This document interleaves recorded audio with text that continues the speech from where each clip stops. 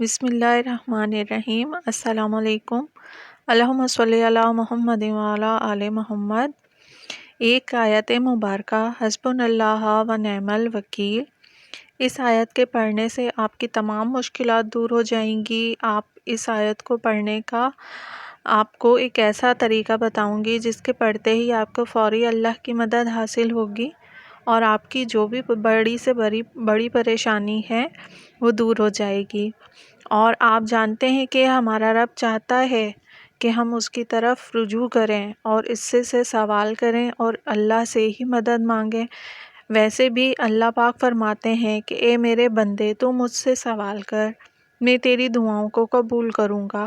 اور جس آیت کا آپ کو میں بتانے جا رہی ہوں، اس کے پڑھنے سے اللہ پاک آپ کی فوری مدد فرمائیں گے۔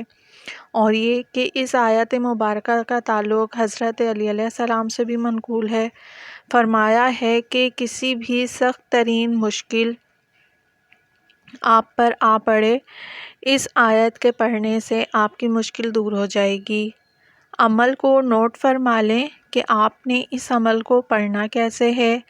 آپ نے اس عمل کو کسی بھی وقت یا کسی بھی نماز کے بعد، فجر، ظہر، عصر، مغرب یا عشاء، کسی بھی نماز کے بعد پڑھنا ہے۔ اگر نماز کے بعد نہیں پڑھ سکتے تو پھر کسی بھی وقت، جو بھی وقت آپ کو مناسب لگے، آپ اس میں یہ پڑھ لیجئے۔ اچھا، عمل نوٹ کر لیجئے۔ سب سے پہلے 3 مرتبہ درود پاک پڑھ لیں۔ اس کے بعد ایک تسبیح استغفار کی پڑھیں۔ استغفار آپ نے اس طرح پڑھنا ہے کہ تسبیح کے دانوں پر یا ہاتھوں پر کاؤنٹ کر لیجئے۔ اور استغفر اللہ پڑھیں آپ۔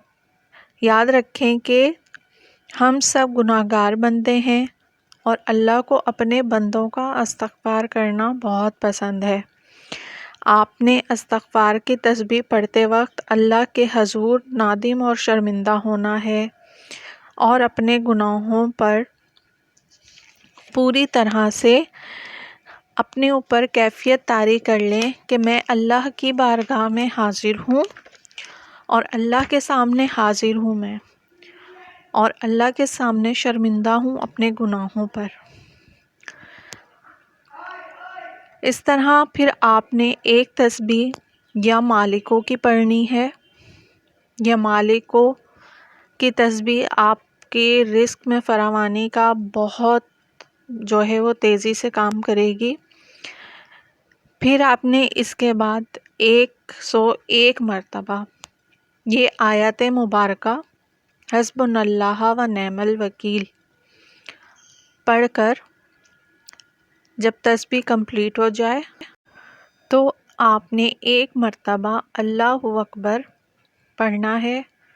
پھر اس کے بعد پہلی والی تعداد میں درود پاک پڑھ کر آپ نے اللہ پاک کے حضور جو بھی آپ کی حاجت ہے، دعا ہے، آپ مانگیے، لیکن سب سے پہلے اپنے گناہوں کی مغفرت طلب کیجیے۔